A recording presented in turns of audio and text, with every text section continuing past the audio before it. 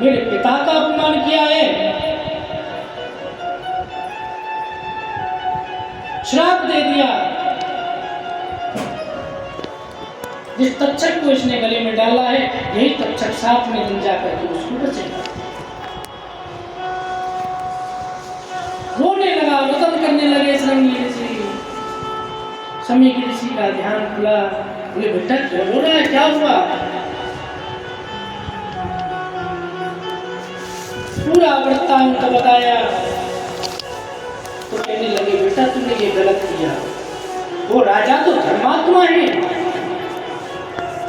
किसी कारण कोई कारण होगा इसलिए ये सब हुआ है, नहीं तो वो राजा तो धर्मात्मा है, ऐसा कभी हो ही नहीं सकता।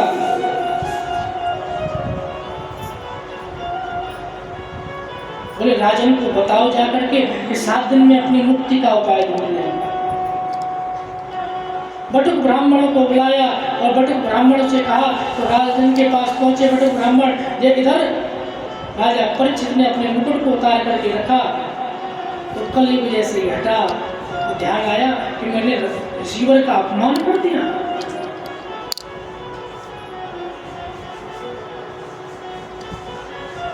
बटुक ब्राह्मणों ने आकर के बता दिया कि 7 दिन में आप अपनी मुक्ति का उपाय ढूंढें।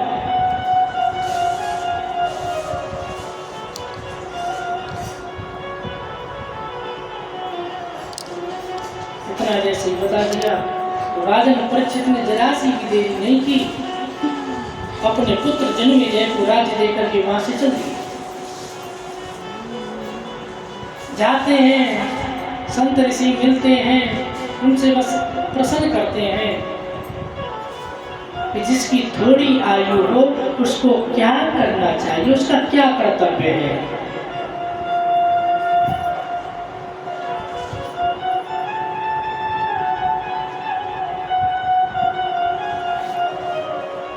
सबसे पूछा तो बोले जिसकी 7 दिन में मृत्यु होने वाली हो उसको क्या करना चाहिए। किसी ने कुछ नहीं कहा, बोले हम नहीं जानते, बोले हम नहीं जानते, बोले हम नहीं जानते। करते करते पहुंचे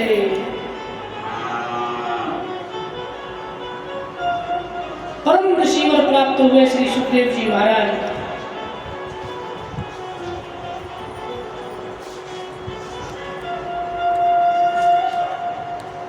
सुखदेव जी महाराज से पूछा तो सुखदेव जी महाराज कहने लगे, बोले कितने दिन है? बोले 7 दिन। बोले 7 दिन तो बहुत रहे, हटवांग तीर्थ बाहु क्षण भर में तर गए।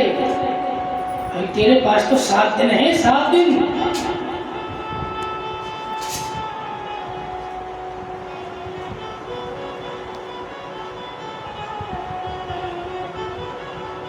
कथा प्रारंभ हुई और सुखदेव जी महाराज ने श्रीमद् भागवत की कथा को सुनाया।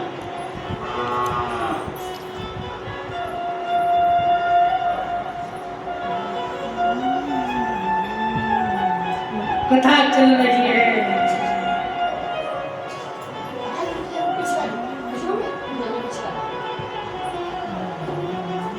और कथा चलते चलते चलते चलते आराम से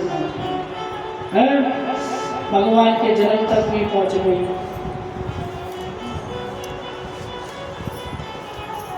भगवान की बाल लीलाएं भी होने लगी। अब तो सुखदेव जी कहने लगे तो 4 दिन रह गए तो बैठे बैठे अच्छा जलपान तो कर ले। बोले ना महाराज, बोले जो गर्भ में मैंने देखा था वो कौन था, वो मुझे बताओ, उसकी कथा मुझे सुनाओ जिसने मेरी रक्षा करी थी।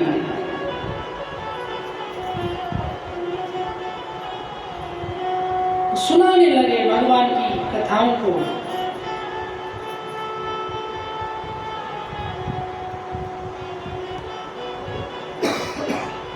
भैया 2 घंटा में तो हम ना सुना सके। हाँ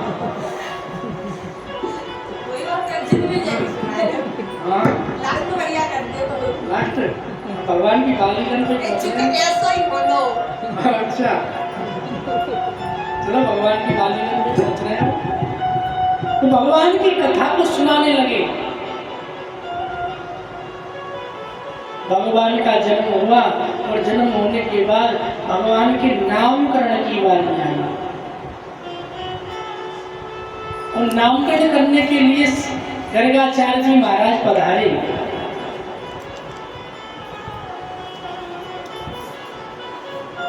अब गर्गाचार्य जी महाराज जैसे ही वहां पर आए, नंद बाबा ने कहा, प्रभु हमारे जो लाला हैं,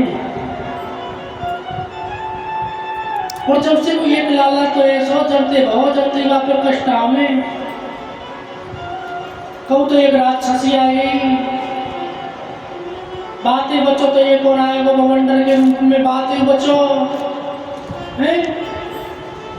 एक दिन तो महाराज ऐसा ही भयो कि एक पल्ला गाड़ी के नीचे उसको बांध के सुलाए दिया छठी पे, तो अचानक से गाड़ी उड़ गई।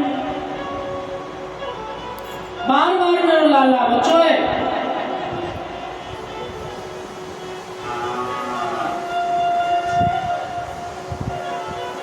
महाराज जाके नक्षत्र देखो बच्चों, राशि बासी जाके देखो बच्चों, उपाय उपाय बता रहे भयो का है।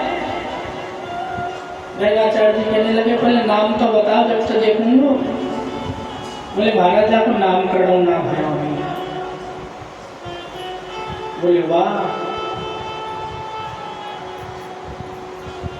कहने लगे नंद बाबा, बोले प्रभु आप आए हो तो इनका नामकरण भी कर दो। बोले नहीं नहीं, हम यदुवंशियों के कुल पुरोहित हैं, किसी ने देख लिया तो। बोले नहीं नहीं महाराज, कोई भी नहीं देखा, किसी को पता भी नहीं चलेगी, आप खिड़क में चलो। और खिड़क कहते किसे बताए, जहाँ गाय भैंस वगैरह बनती थी पहले, वो खिड़क। बोले वहाँ चलो, वहाँ जाकर के बैठो और वहीं जाकर नामकरण कर दी, मैं बालकन को लाऊंगा, बाल के क्या आऊंगा। आसन दिया, गर्गाचार्य जी को बिठाया और बिठा